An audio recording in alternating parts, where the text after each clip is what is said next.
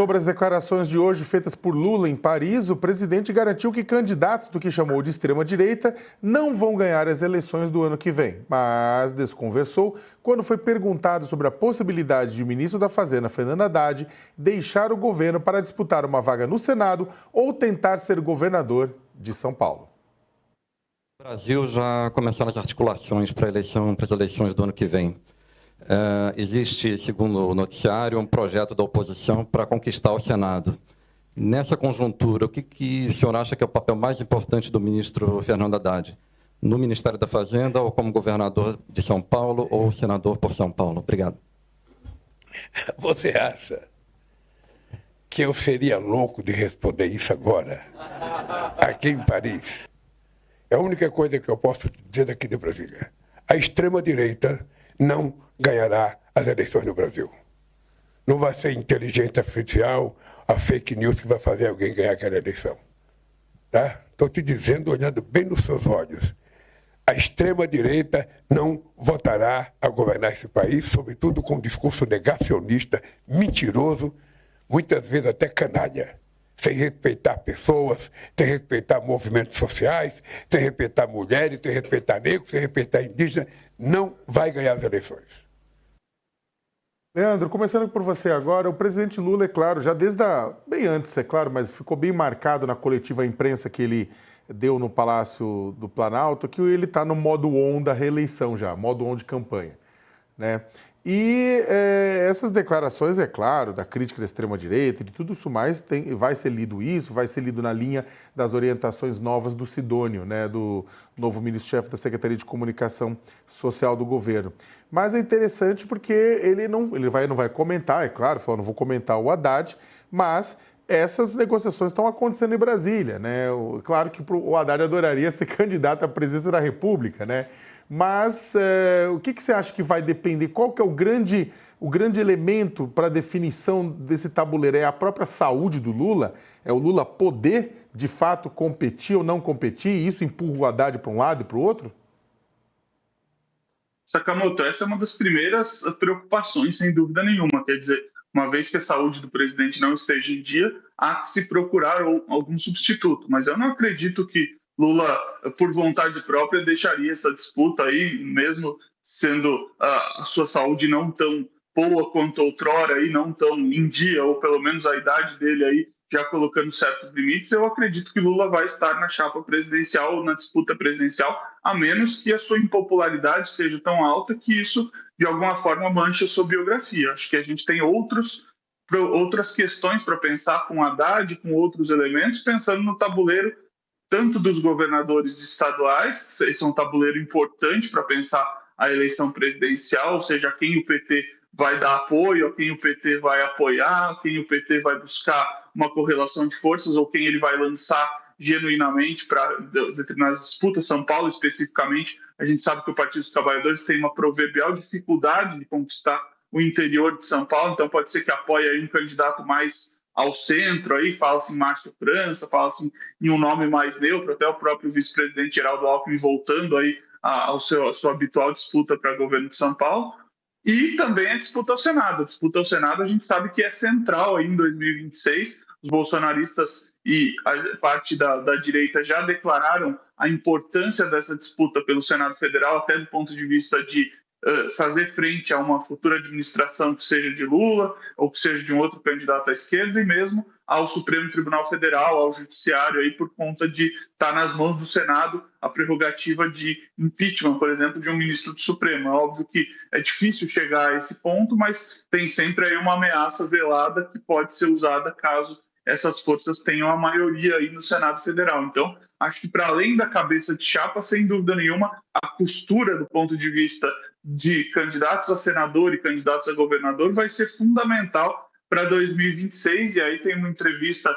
na própria UOL que a ministra Gleisi Hoffmann deu mais cedo hoje, dizendo que ela acredita que todos que têm um potencial de voto deveriam se lançar nessa disputa até para fortalecer a chapa presidencial, e eu acho que é nessa linha que o presidente Lula e todos que estão aí pensando já no modo 1, como você bem colocou, das eleições de 2026, vão começar a fazer essa costura. Mas eu não acredito em Lula fora da cabeça de chapa.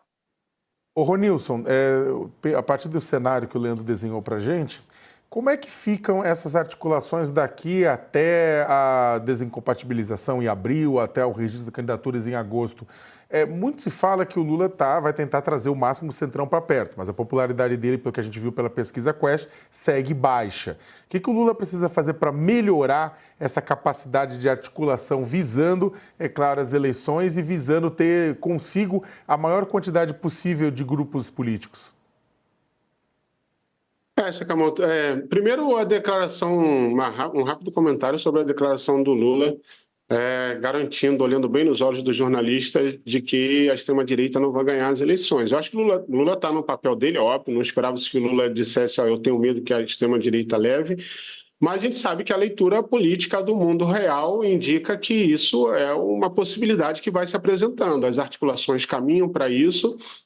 Você tem aí um grande número de organizações de defesa da democracia, direitos humanos, que já tem diversos mapeamentos políticos, de movimentações políticas, né? Articulações costuradas à luz do dia, costuradas no underground, ali ao apagar das luzes, que apontam para essa possibilidade. Então, a gente não deve desconsiderar de que isso é muito possível. Esse embate que vai ter em 2026, ele é significativamente diferente de 2022, e não se compara com os outros em diante em que Lula sempre reinou nessas disputas. Então, acho que isso é uma primeira coisa importante. A ameaça de uma ascensão da direita em relação ou de forma conjunta com integrantes da extrema-direita, de partidos mais radicalizados, ela não está descartada. Então, acho que essa é uma coisa.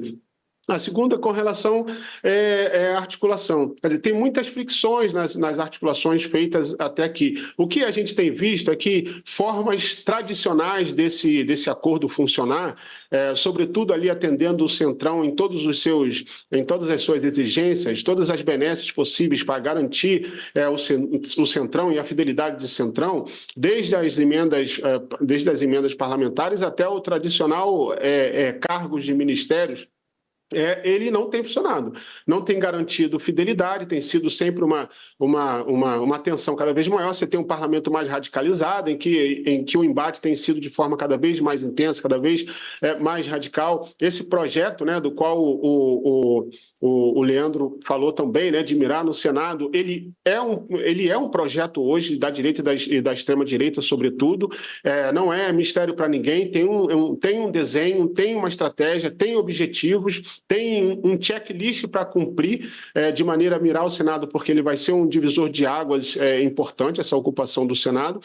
Então, as formas tradicionais de articulação, de trocas, de benesses, o passe do Centrão está muito mais caro nesse contexto, né? Ele pode namorar e ficar muito bem com uma parte mais radicalizada, ele pode muito bem atender às articulações do Lula. Então, eu acho que uma das coisas que o Lula não pode perder de vista é, de fato, a possibilidade de trabalhar um nome. Eu acho que o Lula não pode esticar muito essa corda dele se colocar como cabeça de chapa. Eu acredito que, no fim das contas, ele vai ser, mas eu acho que ele não pode esticar essa corda de deixar esse mistério no ar. Quando ele fala que ele vai falar sobre isso em 2026, não pode ser em julho de 2026. Eu acho que o Lula precisa, de fato, ou abrir um reconhecimento público de que ele vai disputar as eleições, de que ele está no páreo, ou que ele, de fato, está construindo o nome. Internamente, o Partido dos Trabalhadores precisa construir nomes, não pode ficar preso a uma possibilidade de insistir no Haddad de novo, sobretudo porque o PT, nesse aspecto, não pode errar.